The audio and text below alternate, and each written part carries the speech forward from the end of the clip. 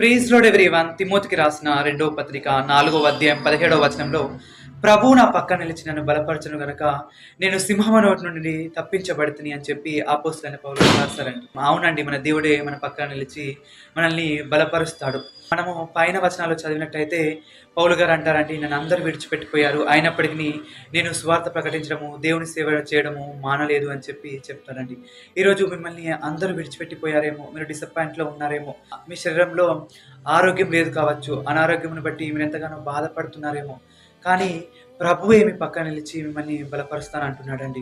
మనం పౌలు గారిని చూసినట్టయితే ఈ పత్రిక తను చెరసాల్లో ఉన్నప్పుడు రాస్తున్నాడండి.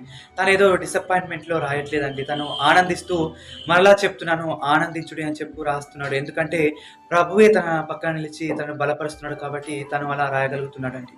కాబట్టి ఈరోజు మన స్థితిగతులు మంచిగా లేకపోయినప్పటికీ, మన పరిస్థితులు మంచిగా లేకపోయినప్పటికీ, మనకు మంచి మాటలు చెప్పి మనల్ని ఆదరించే వారు లేకపోయినప్పటికీ కూడా ప్రభు అంటున్నాడండి, నేను మీ పక్కన నిలిచి మిమ్మల్ని బలపరిచి సింహం నోటి నుండి మిమ్మల్ని తప్పిస్తాను అని చెప్పి.